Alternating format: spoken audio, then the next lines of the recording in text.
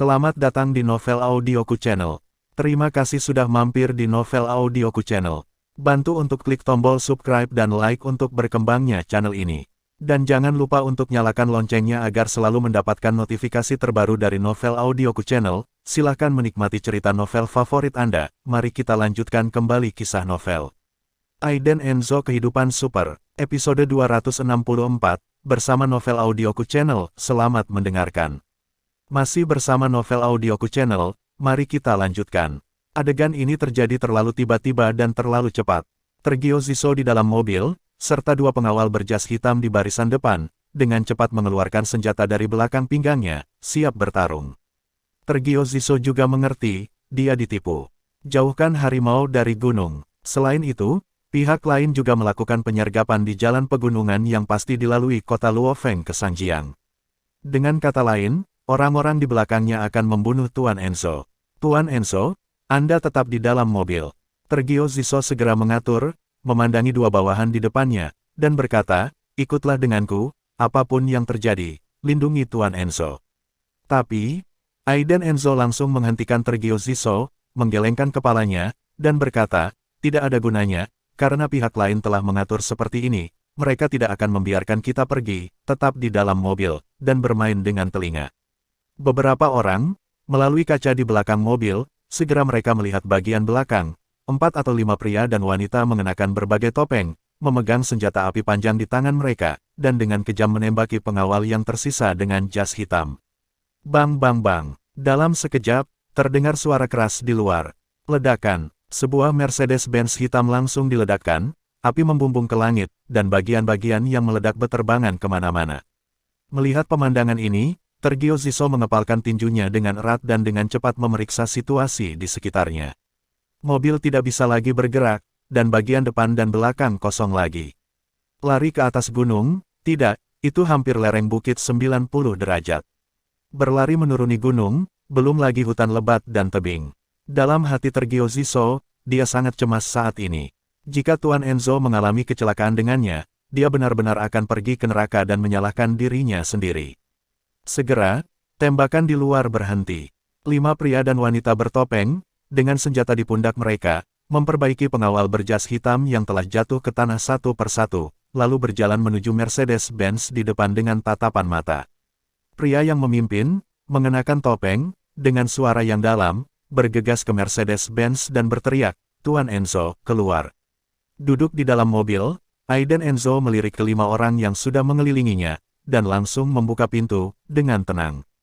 Pria bertopeng memperhatikan Aiden Enzo, Tergio Ziso dan yang lainnya keluar dari mobil, dan tidak bisa menahan cibiran. Sepasang mata segitiga di balik topeng itu memiliki hawa dingin yang ganas, dan berkata, Tuan Enzo memang orang yang cakap. Saya sangat mengagumi. Di samping Aiden Enzo, Tergio Ziso dan 2 pengawal berjas hitam mengangkat senjata mereka satu demi satu, memblokir bagian depan dan kiri dan kanan Aiden Enzo. Aiden Enzo melirik ke 5 orang itu, dan bertanya langsung, siapa yang memintamu untuk datang, dan berapa banyak yang diberikan. Saya membayar 3 kali lipat. Pria bertopeng itu memandang ke langit dan tertawa, dan berkata, saya tahu Tuan Enzo kaya, namun, kami telah menerima pekerjaan ini, jadi kami tidak dapat melanggar niat pembeli hanya karena Tuan Enzo berkata 3 kali. Selain itu, Tuan Enzo berpikir saya tidak akan dapat mengumpulkan semua uang dari Anda. Dalam beberapa saat, diikuti, dia 4 bersaudara di belakangnya juga tertawa terbahak-bahak. Ekspresi Aiden Enzo menjadi gelap, dia memandang pria bertopeng, dan bertanya, baik, satu pertanyaan, siapa yang mengirimmu ke sini? Dengan acuh tak acuh, dengan dingin. Ini adalah Aiden Enzo, bahkan dalam menghadapi ancaman dari 5 orang di hadapannya, dia tetap tidak takut.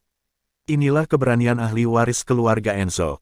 Pria bertopeng tiba-tiba menghentikan cibirannya, awan mencurigakan melintas di sudut matanya, dan dia mencibir, kenapa, Tuan Enzo mengira Anda bisa melarikan diri dari kami? Aiden Enzo berkata datar, mungkin. Hahaha, ledakan tawa. Pria bertopeng tertawa lepas, ini adalah pertama kalinya dia mendengar lelucon seperti itu selama bertahun-tahun. Dia, lazy, berjalan di sungai dan danau, melakukan begitu banyak pekerjaan, dan tidak pernah melewatkan satu tembakan pun. Bahkan Tuan Enzo, yang dikabarkan sangat terpesona di kota Luofeng baru-baru ini, dia memiliki kepercayaan diri untuk menang. Baik, benar saja, kamu cukup berani. Mungkinkah Tuan Enzo berpikir bahwa kamu dapat membunuh kami berlima dengan 3 sampah di sekitarmu? Pria bertopeng berkata dengan dingin. Saudara laki-laki di sampingnya juga berkata dengan tidak sabar, saudaraku, bunuh dia secara langsung, jangan bicara omong kosong dengan mereka.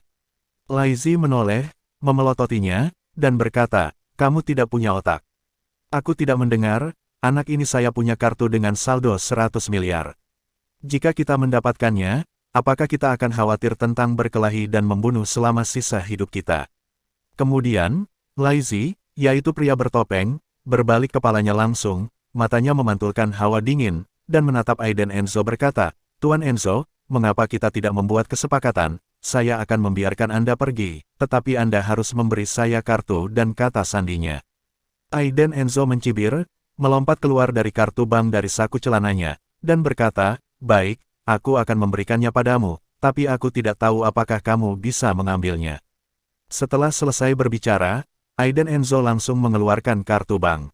Permukaan kartu emas memantulkan kecemerlangan matahari di udara. Laizi sangat bersemangat, matanya tertuju pada kartu bank yang terlempar, dan dia mengulurkan tangan untuk mengambilnya.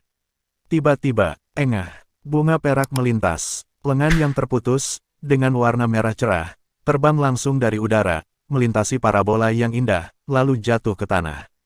Dan kartu bank emas yang terlempar ke udara juga disambar oleh tangan lainnya. Semua ini terjadi dalam 2 atau 3 detik. Sangat cepat, sebelum Laizi dan yang lainnya mengerti apa yang sedang terjadi, mereka melihat tangan bos meraih kartu bank terpotong di siku. Ah! Teriakan tiba-tiba bergema di seluruh jalan pegunungan.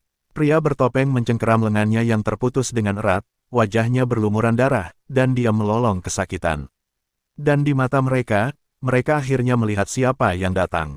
Seorang wanita, tepatnya, itu adalah seorang wanita dengan sosok yang sangat sempurna, menonjol ke depan dan ke belakang, mengenakan korset hitam.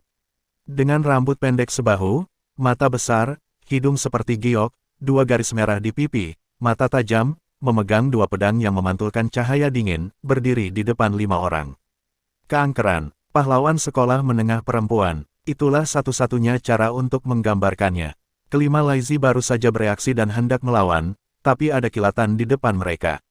Dia melihat wanita itu, seperti kilat hitam, dengan cepat melewati 5 orang, dan belati di tangannya menebas beberapa kali tepat di antara leher, dada, lengan, pinggang, dan perut mereka. Kemudian, dia berdiri dengan anggun di belakang mereka berlima, memutar belati pedang di antara jari-jarinya, mengayunkan 2 kali, dan memasukkannya ke dalam sarung di pinggangnya. Gerakannya dilakukan sekaligus, mengalir seperti awan dan air yang mengalir, penuh dengan keindahan seni. Mereka berlima semua berlutut, mencengkeram leher mereka, dan jatuh ke genangan darah. Dalam waktu kurang dari 10 detik, Laizi dan rombongannya semua menatap dengan mata terbelalak dan mati dengan menyedihkan. Semuanya terjadi begitu cepat, Tergio Ziso dan pengawal lainnya masih belum mengerti apa yang terjadi. Namun, mereka melihat wanita dengan korset hitam dengan sosok menawan dan catwalk, rambut sebahu menghadap angin, berjalan menuju Aiden Enzo.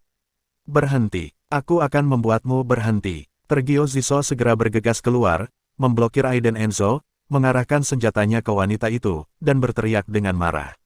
Dia takut, wanita ini hanyalah seorang pembunuh. Keterampilan ini tidak cukup bagi mereka untuk melawan.